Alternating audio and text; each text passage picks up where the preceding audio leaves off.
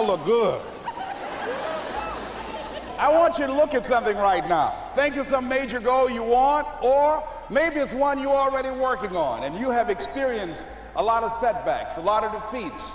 You've experienced a lot of disappointment. Maybe you've already given up.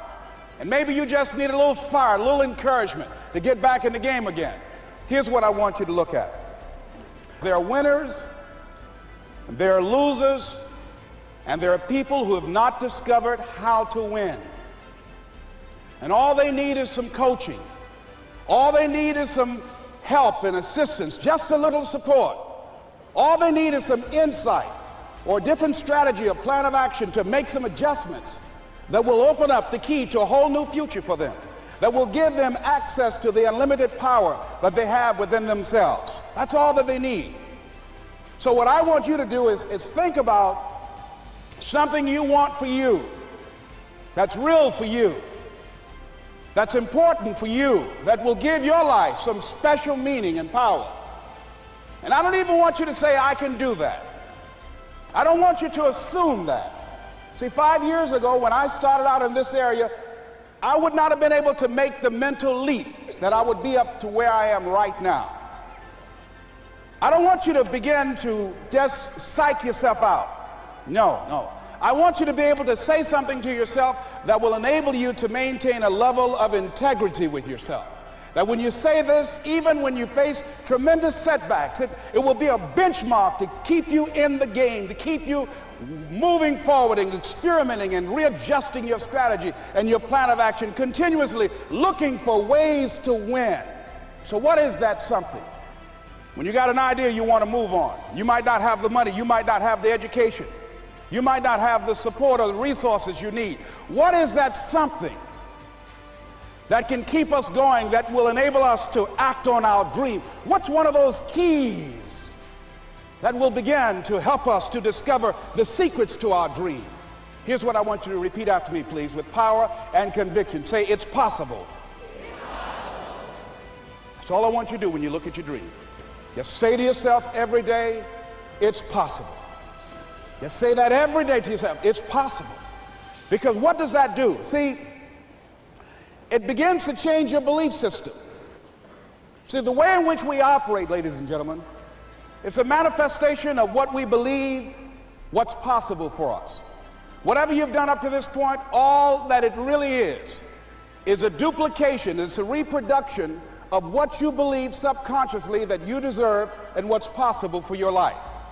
Most people operate out of their personal history, out of their memory, things they've done, things they've experienced, things they've seen, things that they have observed. What I'm suggesting that you operate out of a larger vision of yourself. I want you to see yourself doing what you want to do, experiencing what you want to experience, having what you want to have, doing what it is that gives your life some meaning and value. Operate out of your imagination, not your memory. Because whenever you look at where you want to go, I'm wanting to warn you, you will have some conversation back here after you go through the data that you've experienced in life saying you can't do it. And so what you want to begin to do is ignore that inner conversation. Well, most people, ladies and gentlemen, when something happens to them, what they do is they begin to believe that that's the way it is. That's the way it's always been. And they can't see the possibility of it being any different. Example, before April 1954, the common belief, the universal belief, because it had been tried again and again and again and people had failed, the belief was that man was not physically capable of breaking the 4-minute barrier, that he could not run a mile in less than 4 minutes. That was the belief on the planet. It had never been done. But here's what happened, ladies and gentlemen. Roger Bannister came along and he broke the 4-minute barrier. Now here's what's significant about that. Since that time, up to this day, over 20,000 people have done it, including high school kids. What changed?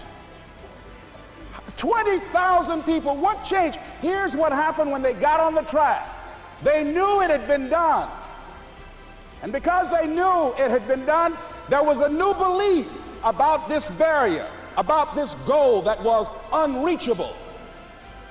And those 20,000 people got in a race believing, knowing in their heart that someone had done it, that it's possible, that they could do it.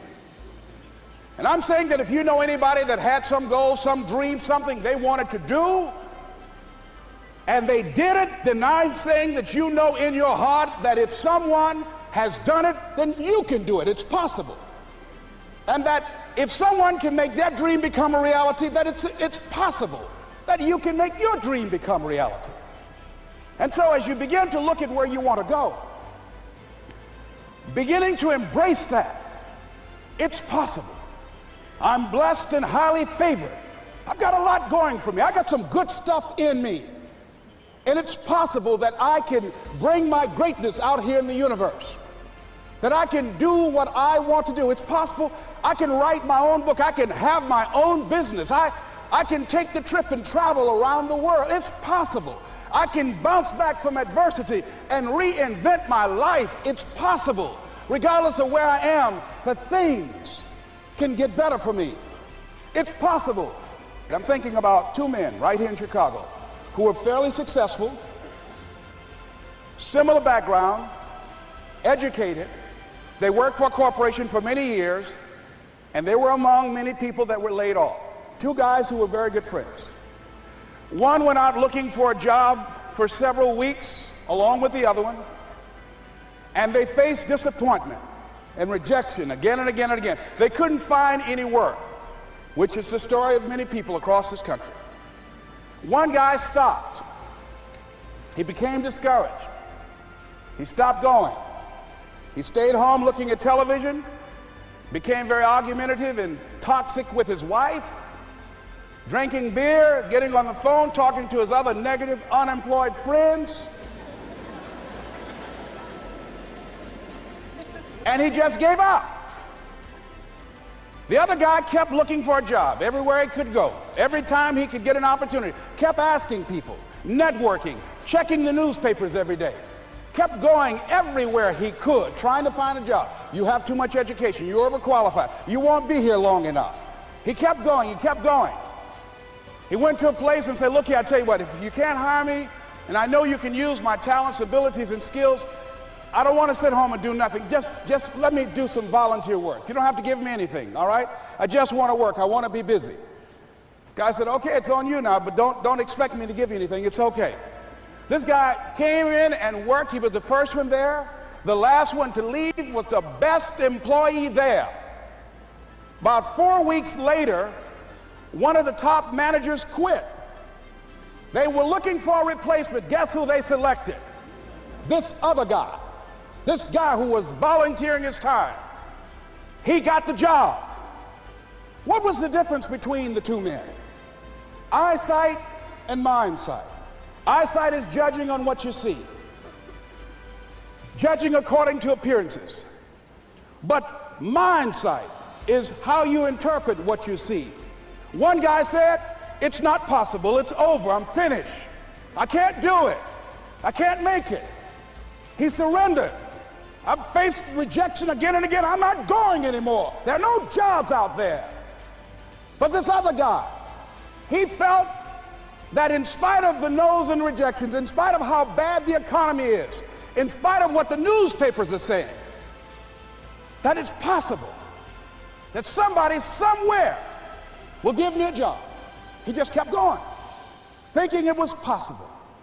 And guess what, ladies and gentlemen? That's what we have to do with our dreams. Because things happen to you in life that you can never, ever anticipate. And many times when those things happen, you want to give up. I remember when I was in broadcasting, when I was a disc jockey, I became very controversial, not only being a disc jockey, but I felt that radio was something that you not only entertain people with, but you also empower them, you educate them. And I got fired. I didn't just leave, they fired me. That was a shock. I said, wait a minute. They took my microphone. I thought that was who I was. No, ladies and gentlemen, it wasn't. I had to do something else. And I didn't know what else I could do. See, here's what I'm looking at. What are the uses for your life right now that you haven't even reached for yet? See, I believe that when you don't have enough encouragement to act on your dreams or ideas, or you're not enlightened enough, that life will act on you. See, life had moved on me and said, Les Brown, you have outgrown this. It's time for you to do something else. Well, I wasn't enlightened enough. I organized some disc jockeys and got my job back. So they had to fire me again. I got fired twice. Here's what I did. I had to think of something else. And so a guy suggested to me, he said, Les, why don't you run for office? I said, man, I've never run for office. I've never known anything about how to operate in the political arena. I've heard encourage people to register to vote and get out to vote, but I don't know anything about politics. He said, well, neither do the people who run for office all the time.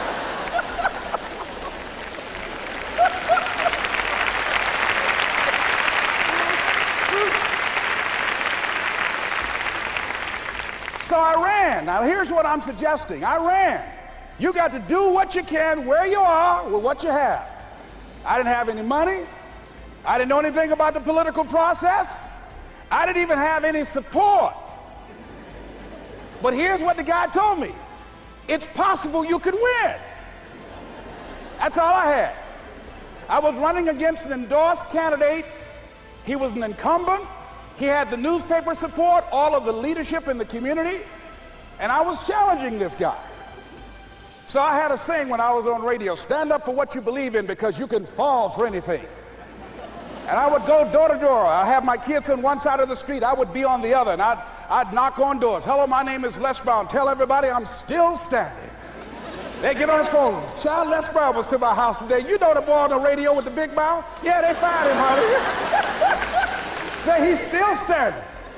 See, I'm saying just keep moving. Don't start feeling sorry for yourself. Don't spend time blaming and talking about what happened to you. See, whatever you talk about, that's what you multiply and expand in your life experience. So don't talk about stuff unless you want it to keep on happening to you, all right? So I got in that kind of action.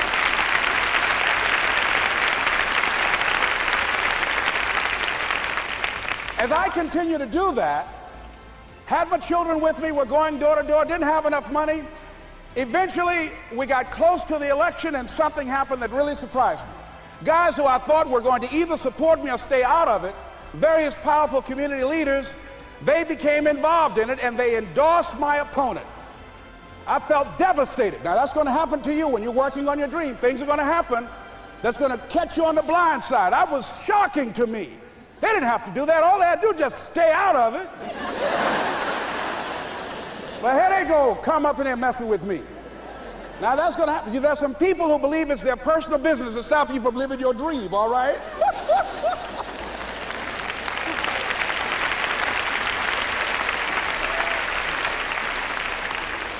But I didn't deal with that. You want to make your dream come true, you got to stay focused. Some people rather get even than get ahead. Stay focused on where you want to go.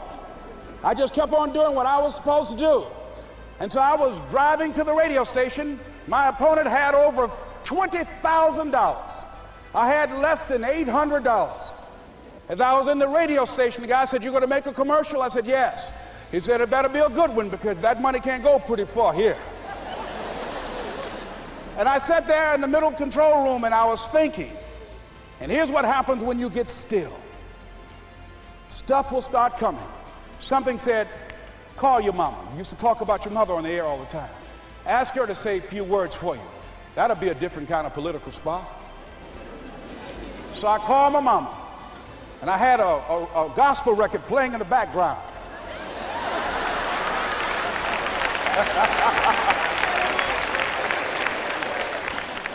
And then I had my mother say, "Hello, this is Mrs. Mamie Brown. When I raised my sons, I raised them to be good children. When they got out of hand, I beat their behind and made them go right. Please vote for my son. He's a good boy."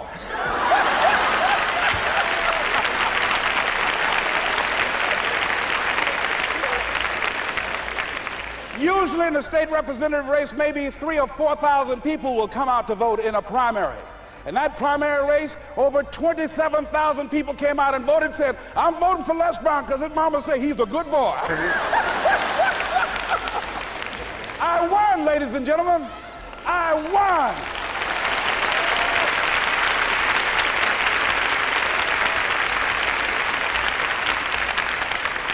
So you've got to be willing to stay focused, to be creative, to be relentless, because things are going to happen to you when you're working on your dream, when you get on track. I remember when I first got involved in speaking, one of the main things that speakers like to do is speak to a certain association that they have over 10,000 of their sales reps that come to this convention.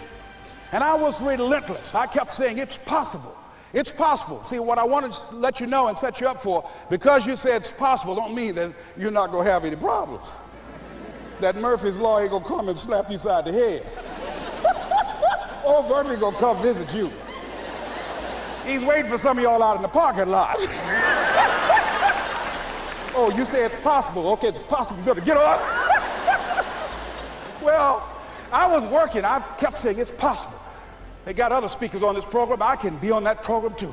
I kept selling myself. I got all fired up. And I was calling them every day. And the lady finally said, Mr. Brown, I tell you what, we want you to come in and talk to our sales executives. You got the kind of fire and guts that they want, that will motivate them. And let me tell you something else. We want you to bring your motivational tapes. You're going to need at least $50,000 worth of tapes. I said, is that right? Yes, because they want to keep that drive alive. I said, all right. I called the guy to duplicate my tapes. I said, Don, how you doing? This is Les. Let me tell you, I got a major speaking engagement. I said, man, it's a speaker's dream. I need over $50,000 worth of product. He said, Les, you don't have that kind of credit. I said, I know, but Don, I can sell that. Just right after speaking engagement, I'll give you your money in 4 days. He said, are you sure, Les? I said, yes, but I got a major speaking engagement, and they told me to do it. He said, man, that's a big order. Let me talk with the lady with you. I said, hold on just a minute, man. Call the lady back. Hello, Evelyn, how you doing? This is Les Brown. I got Don on the phone. What did you say? Do I have the speaking engagement? Yes, you do. And what else you suggest? Les, our people, they buy a lot of tapes. Your tapes are very popular among them. I'm saying bring at least $50,000 worth of tapes, Les. You'll sell everything you got and more. I said, did you hear that, Don? He said, yes. I said, now, if anybody else has to make a decision, are you the final person? She said, I'm the final person. I will send you the contract. I want you. I said, you hear that, Don? He said, yes. I said, oh, ye of little faith. I said, duplicate the tapes, man. Hung the phone up. Well, he duplicated the tapes. 1 week came by. I'm checking the mail every day. No contract. I said, come on, Murphy, don't start now, man. Come on. Come on, man, give me a break. Come on, you know, this ain't fair. Come on, man. Give your boy a break, come on. I talked to myself, you know. I didn't want to call him right now. 2 weeks passed by. Murphy said, don't you think you ought to call him? I said, okay. I called, I said, hello, this is Les Brown calling. How you doing, Les? I said, fine. I said, Evelyn hasn't sent my contract out yet. Any additional information you need? So, Les, you haven't heard? I said, no. I said, Evelyn died. I said, she died? I said, did she say anything about me?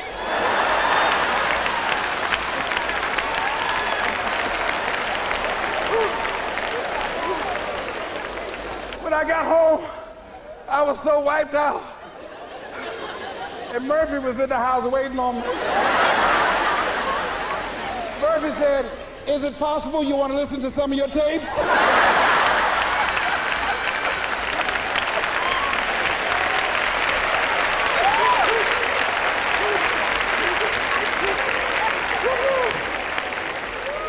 But ladies and gentlemen, here's what I had to do. I had to begin to focus on what was the solution.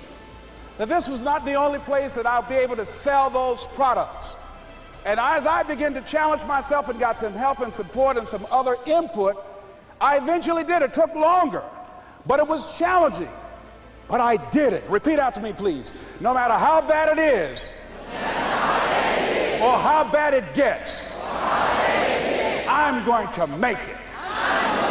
I'm going to make it. Shake somebody's hand on your right and left and say, you got that right.